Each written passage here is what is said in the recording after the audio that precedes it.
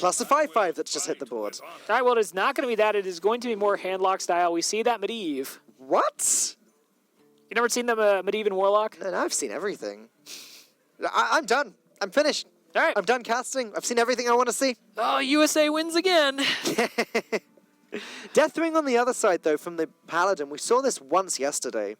Yeah, I actually think this came up earlier when I was saying that sometimes you actually do have a Deathwing that is pulled off the Curator, so. I mentioned, that was with Quest Warrior, though, specifically. Now Sifka wishing he had Zoo. I mentioned yesterday that Zalay ran Onyxia in his mid-range Paladin at Star Ladder because the Curator can pull it out and it combos with Tareem, etc. I thought for a second you were going to say Zalay ran it on stream, and I was like, Zalay plays a lot of things on stream.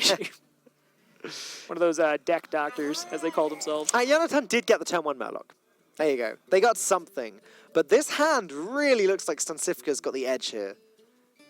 Maybe this is what Kalento was playing yesterday. Well, we'll have to see kind of how it pans out there.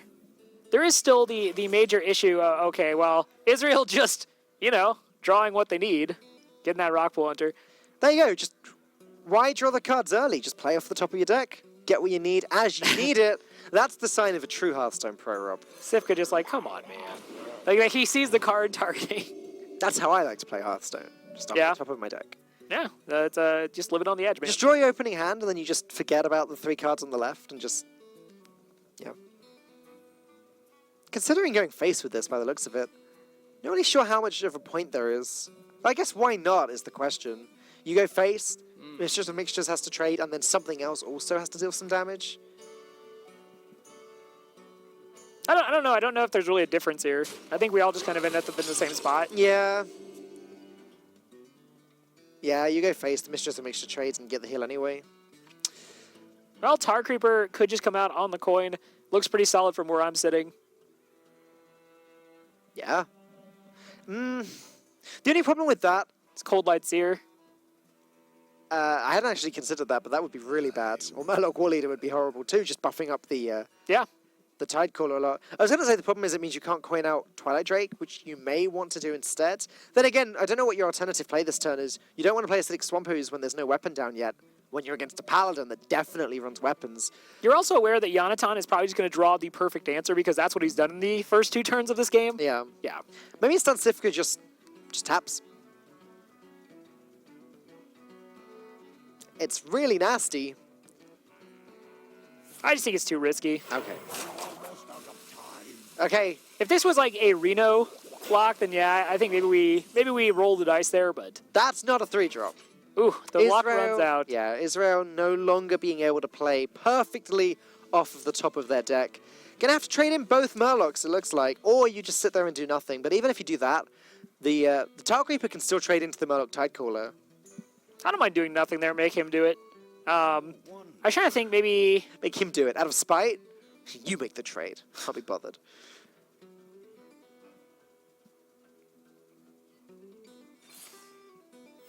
Reporting for duty. Doing the only thing he can do. No playable cards in hand whatsoever.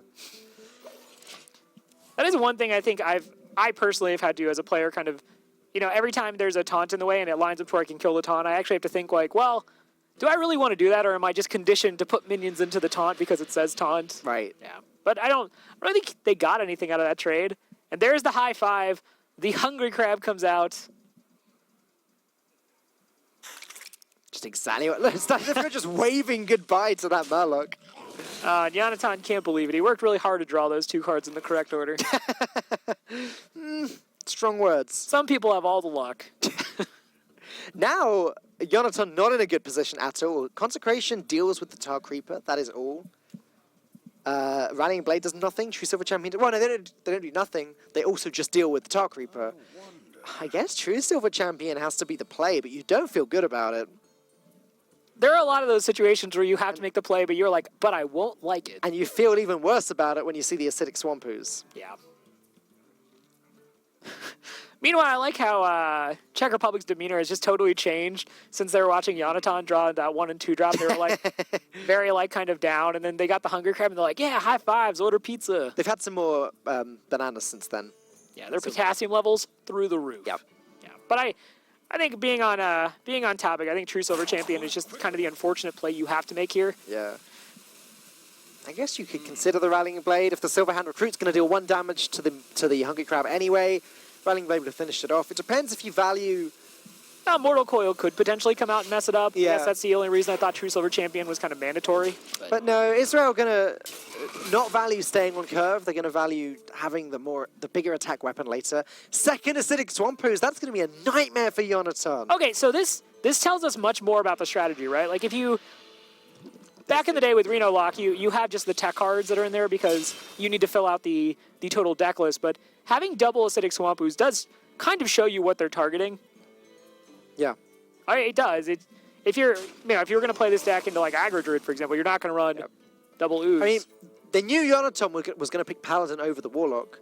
Yeah. So they've sort of trapped Israel here with the Paladin deck. This is a strategy that has paid off. True Silver Champion going to come down and deal with the Hungry Crab, but then the second Acidic Swampoo's going to do its thing. This is just the counter card tutorial. Like if you were playing the very beginning of Hearthstone, it's like your opponent played a weapon, right? I wonder if Stansifka has to play the Swampoo's here. If you play the Ooze, you have to tap. Elise might just be better here. I don't think you have to here. I mean, you figure at some point this game is probably going long based on the style of deck you're playing. And there are going to be more weapons. Yeah, there's going to be the Ashbringer. And since you can't actually heal a bunch, that's 15 points of damage that could potentially hit you if you don't address it. Yeah. Yeah. I don't mind holding it here and just playing either Elise or Twilight Drake. They haven't really been tapping a whole lot, so it's kind of a question of like how much bigger does the Twilight Drake get for you? I don't mind Elise this turn, and then maybe tap Drake next turn. Sure. Yeah, that fits into the curve better. Elise, you put down a 5/5. It would lose to the Consecration plus the True Silver Champion, though, which may be what Stansifka's considering here, as he does tap into Blood Bloom. So the Blood Bloom Doom Dream is alive. If you haven't actually seen Blood Bloom, which is a potential thing, you pay 2 mana, and then the next spell you cast or costs health. Right. So you can play potentially, Doom, which we see in the hand there, for 10 health. And it's extremely powerful. Wow. Another Ooze! Okay. 2 Acidic Swampoo's and a Gluttonous. Sorry to cut off your point there, Rob, but that is shocked that we're seeing this. This really tells you what the target is, and it also makes sense why they just felt so comfortable using that second Swamp Ooze. Yeah. It makes a All lot of sense. This Ooze is going to deal with Tyrion's weapon later. There's a silence for the Tyrion. Tyrion just... This deck hates Murlocs and Tyrion Fordring. There are too many Ooze. Because now if you're silencing the Tyrion, you can't Ooze the weapon afterwards. Well, there's probably another True Silver hanging around somewhere. There'll be one. Although maybe not. Maybe not. There should be another True Silver or another Rallying Blade. At least one or the other. Another Tar Creeper. This is... Siphon turn? Do you siphon that? I don't see why not, actually. I'm looking at Israel's hand and thinking, oh, they should probably save that siphon for Deathwing, but obviously Czech Republic aren't expecting that. Yeah. This is an example of the Hearthstone Global Games format being played brilliantly here from Stansifka. Having a target and pulling out the secret weapon. Really, I think from Israel too, the Deathwing inclusion, we were just talking about it earlier. You were even saying, like, you don't really see Deathwing and Paladin. Yeah. So it's... The strength of this format for the players who kind of check in on it is basically element of surprise. Most of the time when you play an opponent, on ladder or in tournament, if the deck lists aren't revealed, which obviously they are in, say, the Hearthstone Championship Tour, you kind of know the measure of your opponent's weapons. You kind of know what they're doing. But cards like Deathwing, 3 Oozes, that really does kind of put things on its ear. And we're going to see that Blood Bloom come out. I don't mind this. There's no reason to hold on to the Blood Bloom for Doom. I doubt that you're going to be in a position anytime soon where you need to get that combo out. And also, Stansifka's probably not comfortable taking 10 damage off of the Blood Bloom anymore. Yeah. If you're ever comfortable taking damage off of it. Well, this is sad for Yonatan. Well, it's still going to take a little bit of effort to get through, so it's not as sad as it could be, right? Spellbreaker, double trade. The Twilight Drake lives. You can drop Tar Creeper as well. Oof. Or you could Hellfire, double trade, and play Gluttonous Ooze if you want to gain 5 armor, sorry. So many possibilities. Yeah, really just a testament to how powerful Tyrion is. That you have 2 cards that do a lot of work against it, but just that 6/6 body in the Divine Shield. I don't think you can waste the Hellfire, actually. I'd rather use Spellbender. But then maybe you want to save Spellbender for a Spyro Steed later. Definitely good arguments to both sides of this. Do you use up the Hellfire, get the armor? Maybe, okay, maybe there's a world where you just play the Tar Creeper and you let the Divine Shield go. He's hovering over Medivh. Is there a world where you just play Medivh and just ignore the Tyrion entirely? Yeah. I guess that is the world we live in. Tyrion gonna have to start making some trades, maybe. I mean, there really isn't a good way for them to actually deal with Tyrion, so... If Israel used Spike-Ridge Steed on it, then the Spellbreaker is looking really solid. Okay, just going to go ahead and get a little bit of a value pop on the bubble here, it looks like. Do you ever consider popping a Divine Shield with a 4-attack minion value? I mean, they were definitely considering it. Yeah. The reason I don't mind it is just very simple board math, right? Like, the minion survives. You've already seen one consecration. Mm-hmm.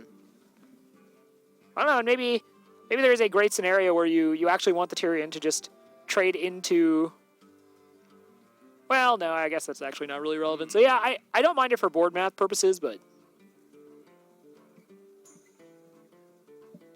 I really want to see that Spike-Ridge Steed. I want to see it too, but I have the feeling Israel are going to be a little bit careful, not put all of their eggs into the same very shiny basket.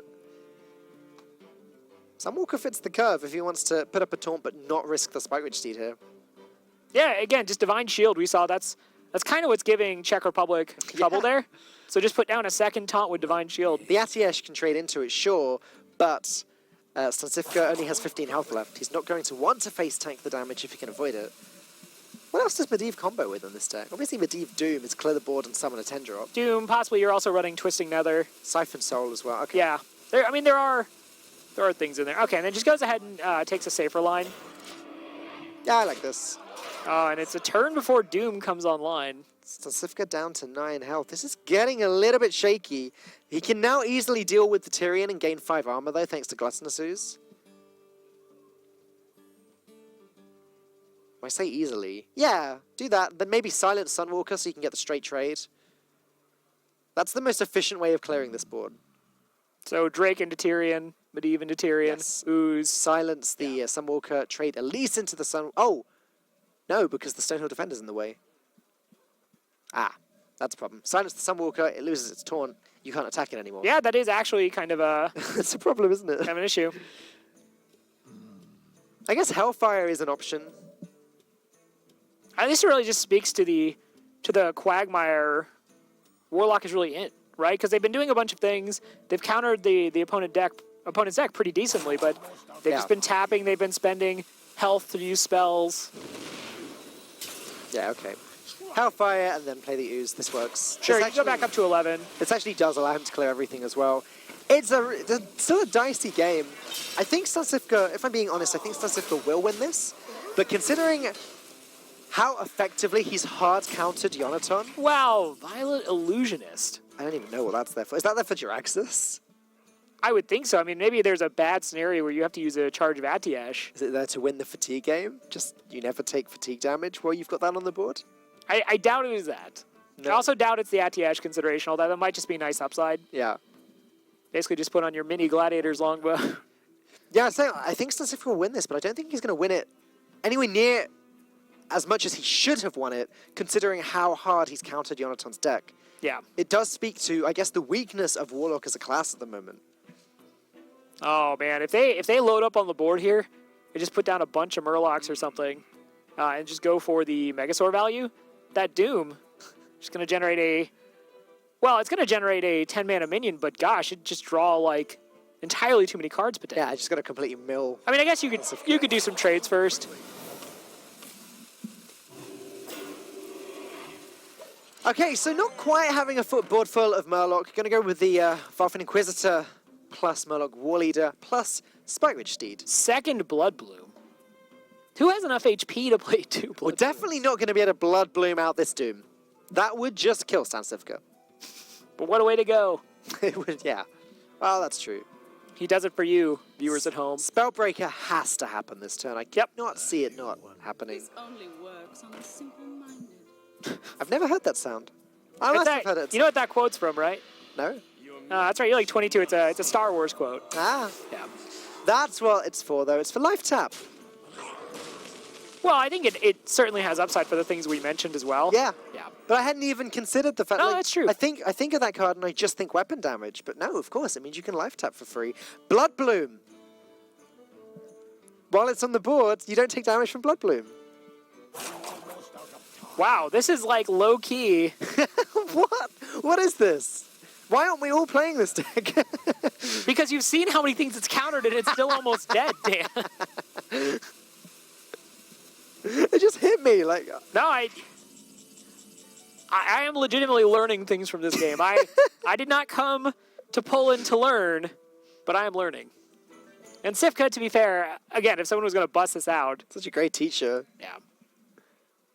I cannot wait to get them to talk us through this deck. Well, they still have to win first, and while they look like they're in a good position, Deathwing could just come out, and there is no answer for it. Oh, there's Doom. Well, okay, I guess Doom's an answer. It's a pretty efficient one, actually, at that. Doom, and then next turn play Jiraxis. Put yourself back up to 15 again. Yeah. I feel like I have to like get used to Warlock cards. It's been so long since I've seen them, I'm like forgetting what Doom does. I'm like, oh, right, it kills things. Yeah, it's sort of just a different way you can go from Yogg-Saron. That is Yogg on the card. I was going to say, Yogg-Saron is on the So- card. You kind of got Yogg. It's just like a Yogg, you can Blood Bloom out, basically. No, not quite.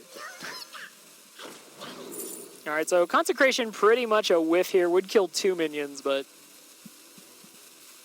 eye for an eye. Yeah, I don't mind eye for an eye there. Stansifka's so low on health. Yeah, Seems fine. and you would think that in a perfect world this would be like Getaway Kodo. Right.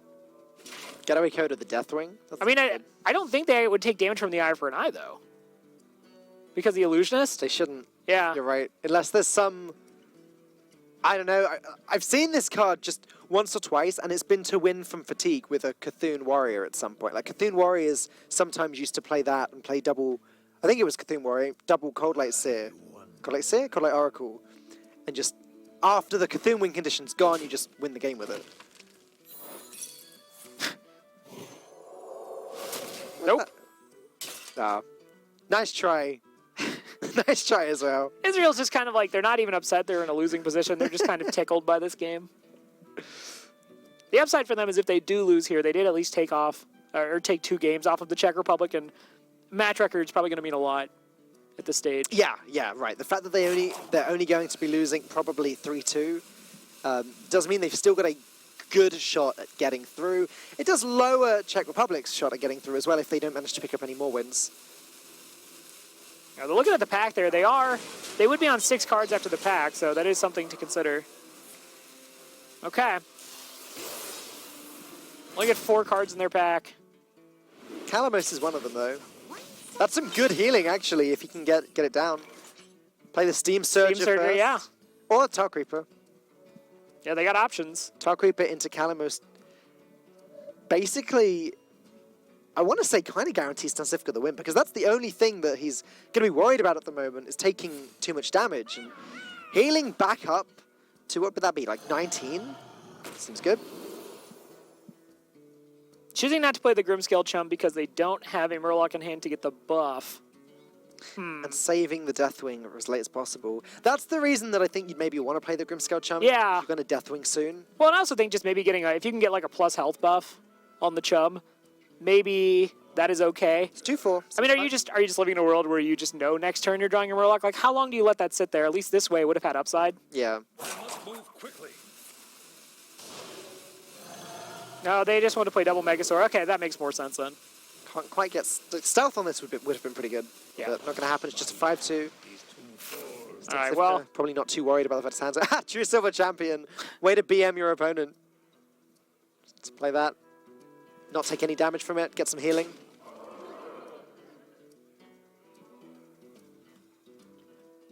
I was talking about how Calamos is going to heal up Stansifka, but no, it's probably actually going to just kill him.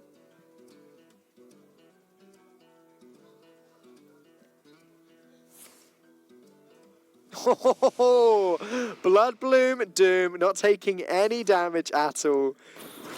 That is just insane.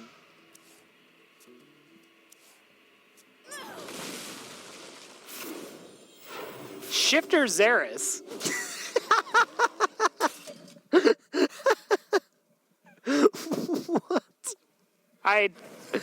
That's BM. I am beside myself. That's BM. Israel are going to have seen that being milled. Like, what are we playing against? Well played. No. Deathwing. All right. Well, if it sticks, It just doesn't matter. wouldn't matter. Yeah. There's Because 3 it's health. silver. Please win with Calamos. Please win with Calamos. Play the Calamos. Come on, Calamos. Do it. There's only one correct player. Oh, Jax no. Come on, bad. Calamos. Abyssal Enforcer isn't bad. No. Look at the little smile on Stan Sivka there. Gonna go with Calamos. Hit him for 6. Okay. Israel seemed to find this pretty funny, so that's okay. First win in stage 2. The For the reverse Czech sweep, Republic. yeah. The reverse sweep pulled off, and in, I would say, fashionable enough that the Froden himself would take note. Yeah? Yeah. Celebrations all round from the team, though. All it took was the bananas. It is somewhere around game 3 that, guys, come on.